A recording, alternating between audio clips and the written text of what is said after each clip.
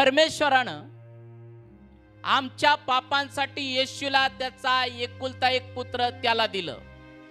जो पित्याच्या उराशी असतो तो येशू त्याचा पुत्र. आणि देव त्या येशूवर इतकं प्रेम करतो, किती प्रेम करतो, इतकं प्रेम करतो की तो त्याला उराशी कवटाळून धरतो. कुठं धरतो? उराशी, हृदयाशी कवटाळून धरतो. कुठं धरतो?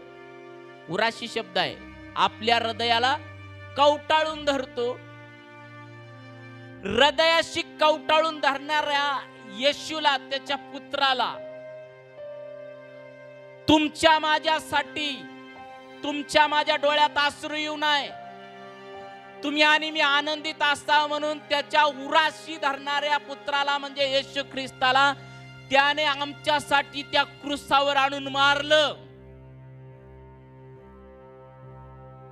क्रूसावर मारलं.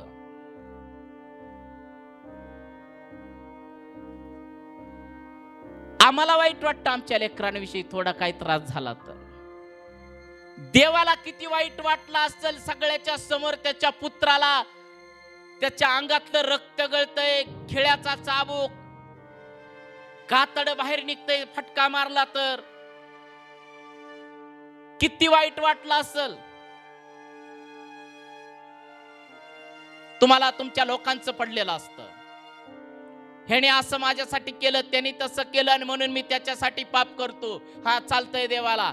पण हा पण विचार करा, आम्ही पापी असताना देवानं त्याच्या पुत्राला आमच्या पापांसाठी दिलं, त्यावेळेस पित्याचं हृदय काय म्हणत असेल.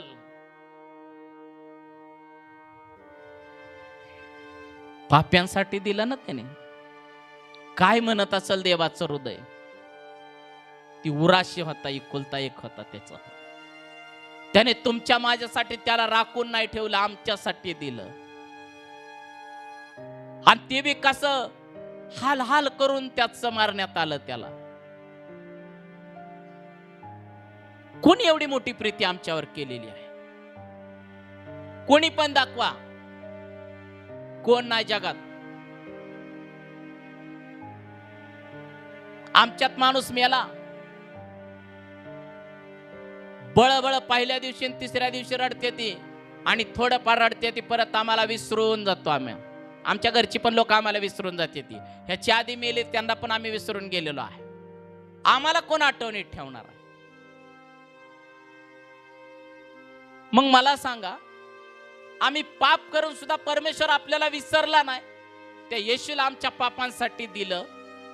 पण एकुलता एक होता तरी त्यानं दिला, कारण आम्ही अश्रू असं आमच्या डोळ्यात नसावं, आम्ही आनंदी असावं, आम्ही नाशाकडे जाऊ नये.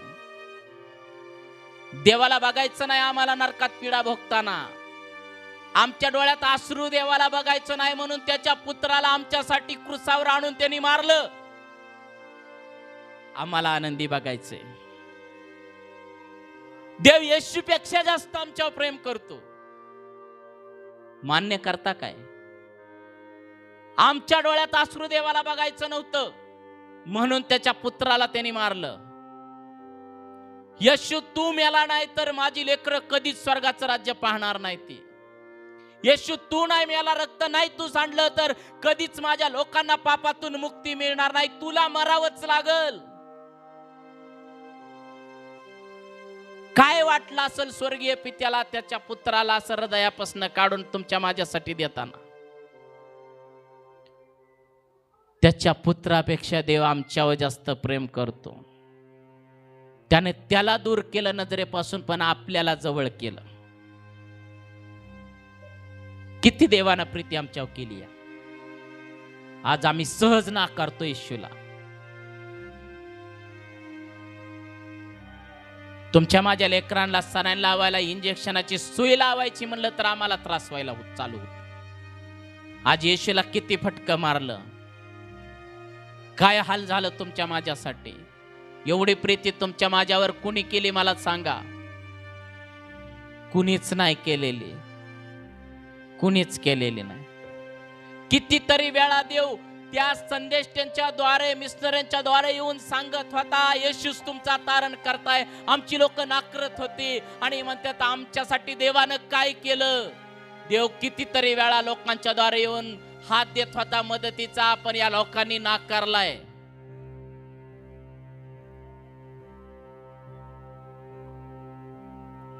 देवानं सर्व जगावर प्रीती केली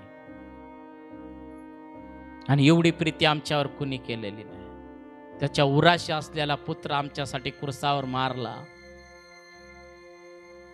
का? तुम्हाला वाटते ना मरणाची भीती? मी माझ्या पुत्राला मारून दाखवतो. तुम्हाला मरणाची भीती आहे ना?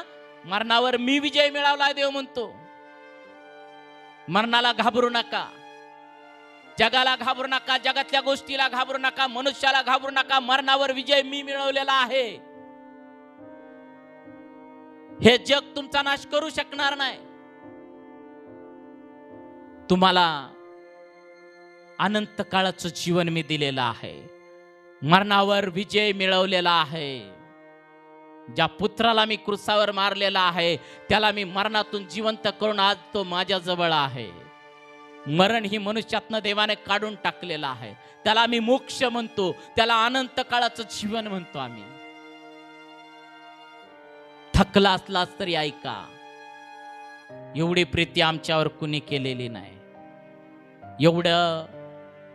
एवढी दया आमच्यावर कुणी केलेली नाही.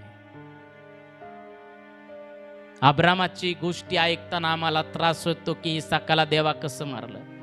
पण या अब्रामापेक्षा देवाचं दुःख मोठं आहे, माहितीये. एवढंच सांगतो शेवट.